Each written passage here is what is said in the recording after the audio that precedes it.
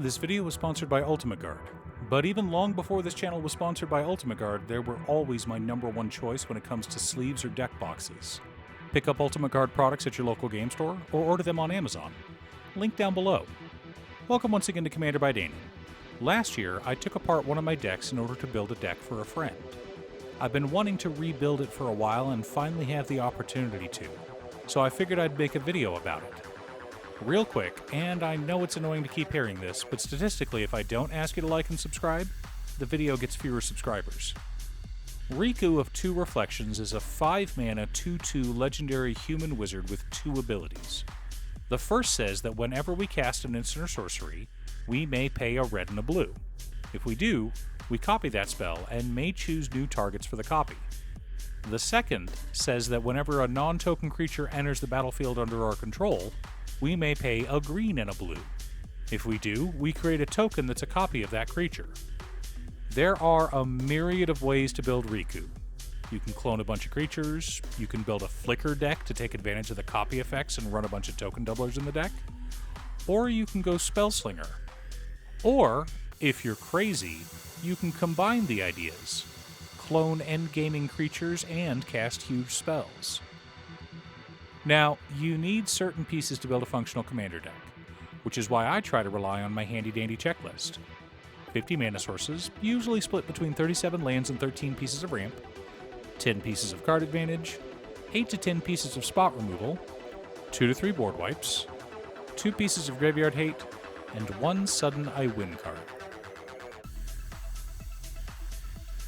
For lands, we're running Command Tower, Exotic Orchard, Misty Rainforest, Scalding Tarn, Wooded Foothills, Verdant Catacombs, Flooded Strand, Arid Mesa, Ketria Triome, Breeding Pool, Steam Vents, Stomping Ground, Rejuvenating Springs, Training Center, Spire Garden, Dreamroot Cascade, Stormcarved Coast, Rockfall Vale, Hinterland Harbor, Sulphur Falls, Rootbound Crag, Hedge Maze, Thundering Falls, Commercial District, Bountiful Landscape, Scavenger Grounds, 4 Forests, 3 Islands, and 3 Mountains. Not exactly budget, but fetch lands are the cheapest I've seen in years, so now would be a good time to pick some up. To ramp out and stay ahead of the curve, we've got Nyxbloom Ancient, Stormkiln Artist, Soul Ring, Arcane Signet, Nature's Lore, 3 Visits, Farseek, Rampant Growth, Cultivate, Kodama's Reach, Skyshroud Plain, Descent into Avernus, Mana Geyser, and Brass's Bounty. Mostly land ramp for sure, but with some other options thrown in for fun. For card advantage, we've got Archmage Emeritus, Jessica's Will, Mystical Tutor, Worldly Tutor, Blue Sun Zenith, Stroke of Genius, Archdruid's Charm, Seagate Restoration, Solve the Equation, and Teferi's Ageless Insight.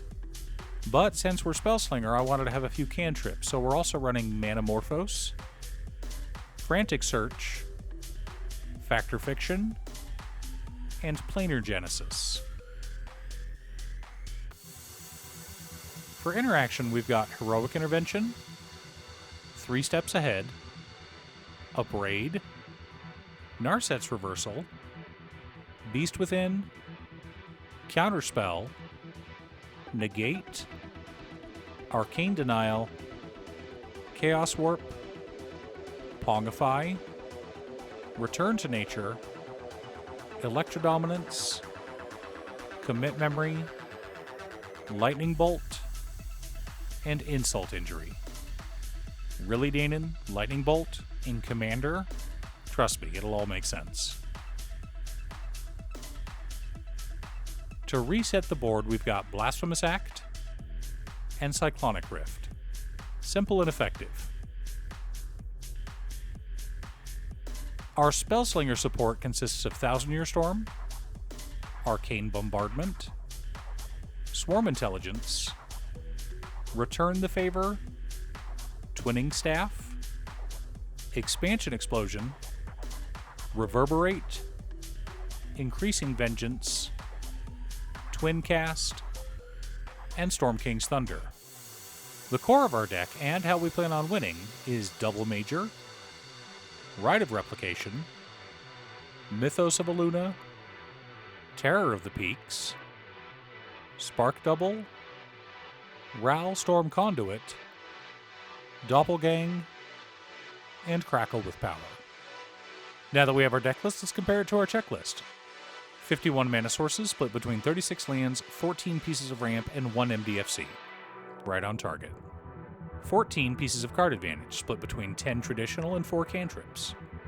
15 pieces of interaction, 2 board wipes, 3 pieces of graveyard hate in Scavenger Grounds, Commit Memory, and Return to Nature, several sudden I win cards along with the tutors to find them. One way to look at Riku is that every spell we cast costs 2 more to cast. We're basically taxing ourselves in order to duplicate all of our instant sorceries and creatures. And taxes cost money, mana. So we'll need to generate a lot of it. Mana, that is. Therefore, the primary goal of this deck is to tutor up Nyx Bloom Ancient and then make copies of him. You see, Nyx Bloom Ancient's ability stacks. So if we have 2, our mana production is now times 9. If we have 3, it's now times 27. So far, my record is 7. This deck isn't designed to create that many copies consistently, but making 2 or 3 shouldn't be a problem. After that, it's just a matter of winning the game with one of our giant X spells. We can force our opponents to draw through their decks, or kill them with a Crackle of Power. Of course, there's always my favorite win condition, Thousand Year Storm. We cast a cantrip or a ritual to get some mana, and then cast Solve the Equation to search up Lightning Bolt and Insult Injury. We then cast a random instant or sorcery so that Insult will be the 4th spell that we cast for the turn, which means that all damage is now multiplied 16 times. Which means that the 5 copies of Lightning Bolt that we cast next will each deal 48 damage. Of course, that's not the only fun game-ending combo we can create with Thousand Year Storm. Manamorphose is a 2-mana spell that generates 2 mana of any color and draws us a card. Assuming Thousand Year Storm is on board, we cast Manamorphose, hold priority, and then cast Narset's Reversal. Narset's Reversal, as the second spell we've cast, gets a copy created.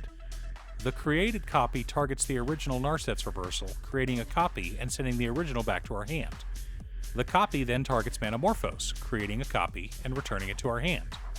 The copy resolves, we generate 2 mana and draw a card. We then use that 2 mana to cast Manamorphose. But now we have 3 copies of Manamorphose. The copies resolve, giving us 4 mana and drawing us 2 cards. We then use 2 of that mana to cast Narset's Reversal. I think you can see where this is going. It's not exactly infinite mana, but we can draw most of our deck and generate enough mana to end the game right then and there. I love Riku. I know he's fallen by the wayside, but he is one of my favorite Spellslinger commanders. Just having the ability to copy a spell like Skyshroud Claim can be absurd and worth running him as your commander. Thanks for tuning in. Once again, a huge shout out to my editor cutestuff. I couldn't make these videos without her.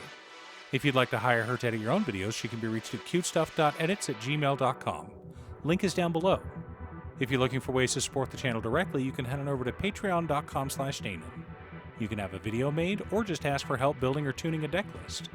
I also wanted to give a quick shout out to all of my patrons: Waffles, Jiraiya, Danny, Muffins, Marcus, Brett, Roxy, Sean, Mark, Borgie, Nazwin, Midge, Alex, Alex, Conga, Aaron, Chris, Robert, Michael, Skinwalker, Sidewinder, Austin, William, Dan, Pye, Dead Segway, Turner, Triz, and Scott. You guys are awesome. I post new Commander Deck videos every weekday, so be sure to subscribe and ring the bell to be notified of new videos. Again, thanks for watching, and I'll see you all again next time on Commander by Danon.